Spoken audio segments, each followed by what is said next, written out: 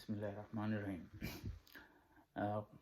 Chief of army staff نے آج x army officers کے ساتھ ایک میٹنگ کی اور اس میں عمران خان کی گورنمنٹ کے جانے میں جو اپنی طرف سے کچھ توجیحات پیش کی، اس میٹنگ کی جو توجیحات پیش کی گئیں میں اس کے بارے میں صرف یہ کہہ سکتا ہوں کہ وہ بھوتی تھی، اور یہ اس کو اگر عام الفاظ میں سادہ الفاظ میں کہا جائے تو یہ کہنا چاہیے کہ انٹ بنٹ شنٹ تھیں۔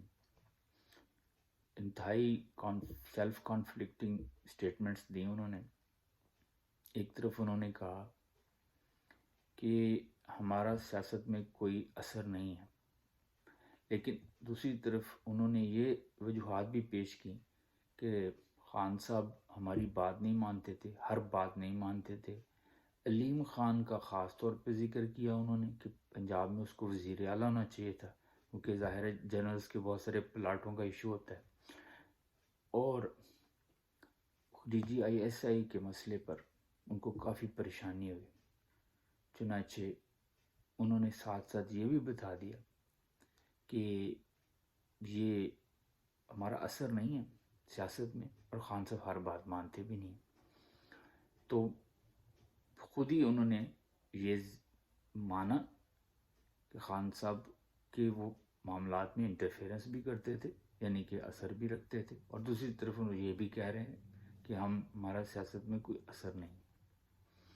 دوسرا انہوں نے یہ کہا کہ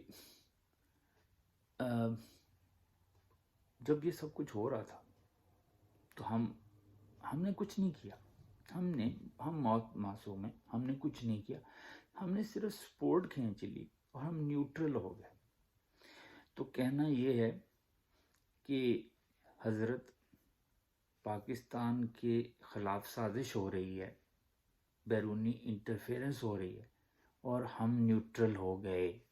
اس کا مطلب یہ ہے، آپ کو یا تو اس کی ڈراسٹک اس کے کانسیکوینسز کا علم نہیں ہے، یا آپ روٹی کو چوچی کہتے ہیں۔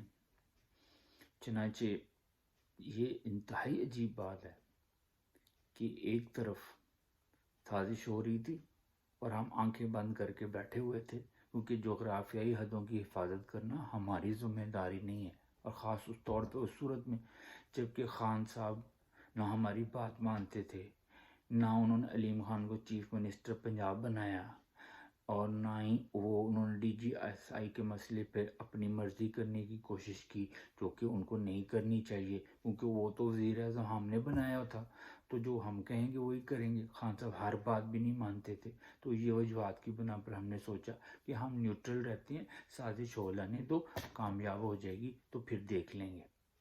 تو پھر اب تو جہاد پیش کرنے کی اور یہ بودا قسم کی کیا ضرورت ہے؟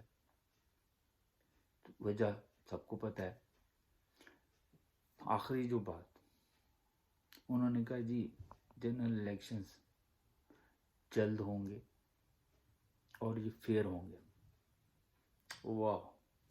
ایک طرف کہتے ہیں ہمارا پاکستان کی سیاست سے کوئی عمل دخل نہیں ہے، لیکن الیکشنز جلد ہوں گے، آپ کو بھی علم ہے۔ عجیب منطقیں پیش کرتے ہیں، مانتے کیوں نہیں؟ ہم تو جانتے ہیں، ہم تو کہتے ہیں آپ پاکستان کی سیاست میں انوالو ہیں، بلکہ کنٹرول کرتے ہیں اور اس کو ہائی جیک کیا ہوا ہے۔ اب یہ خام خواہ کی بچوں والی باتیں کر کے اپنا مزید اپنے جو انسٹیٹیوشن ہے اس کو کیوں مذاق بناتے ہیں؟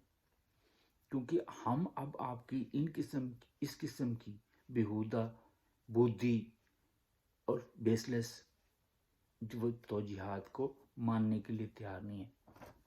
ہویا سازش ہوئی، سب کچھ ہوا، آپ اس میں انوالو تھے، اب آپ مانیں نہ مانیں، یہ کہیں وہ کہیں، آپ ایکس آرمی آفیسرز کو جتنا مرضی مطمئن کریں، ہمیں آپ مطمئن نہیں کر سکتے۔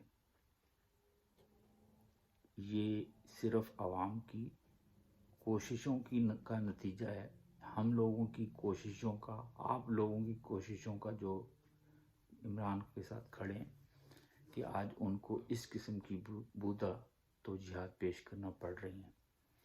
اگر آپ اس عمل کو جاری رکھیں گے تو انشاءاللہ ہم اس سمت کی طرف اپنے قدم بڑھاتے رہیں گے اور حقیقی آزادی کا جو تصور ہے اس کو انشاءاللہ اس کو عملی جامہ پہنانے میں کامیاب ہوں گے.